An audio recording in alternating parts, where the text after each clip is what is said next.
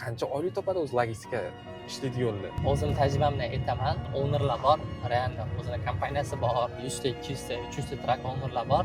Yaqinda o'zim ham gaplashdim. Ya'ni Amerikada 5 ta traki bor kompaniyani menejeri oyiga o'rtacha 80 ming, 100 ming ko'taradi menejeri bo'lib va o'zini eslatib o'tdi, rasmdan ko'rsatdi, o'zini shaxsiy samolyoti ham bor даже.